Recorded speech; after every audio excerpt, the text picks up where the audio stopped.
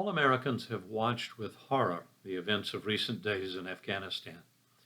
I'm going to tell you what we at the Religious Freedom Institute have been doing and what we intend to do over the next weeks and months.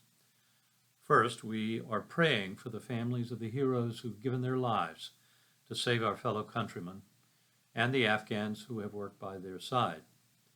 We're also praying for the safety of our military and diplomatic officials as America withdraws from Afghanistan. Many Afghans whose lives have been improved over the past 2 decades will once again be at risk of repression, torture, and death. And as we know from 9/11, terrorists seeking to attack our homeland may now find safe haven in Afghanistan. Among those at risk in Afghanistan are women and girls who will now be subject to religious persecution because of the cruel understanding of women under the version of Islam practiced by the Taliban and by the terrorist groups that are likely to operate in this Taliban-run nation. Others at supreme risk are any religious minority that does not accept radical Islam, including many Muslims and Sikhs and Hindus.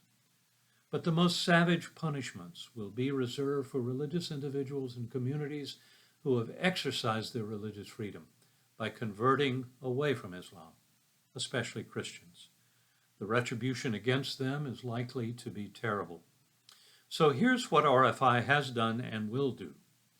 We have directly supported on-the-ground efforts to get vulnerable religious people and their families to the Kabul airport and onto flights out of the country. We have identified and supported alternative evacuation options and communicated those options to a variety of groups on the ground, including US and UK officials and private actors. RFI has provided vital information to UK members of Parliament and US senators.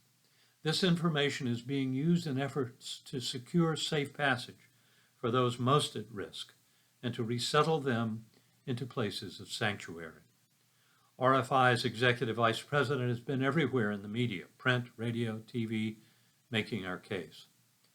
I have been in direct touch with the Biden administration at a senior level, urging action on behalf of religious minorities, especially once American forces have been withdrawn.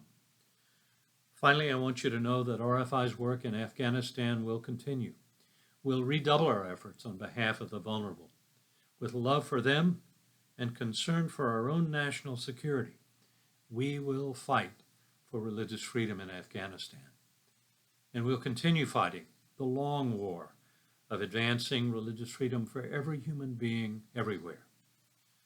Please pray for them and pray for us. Thank you.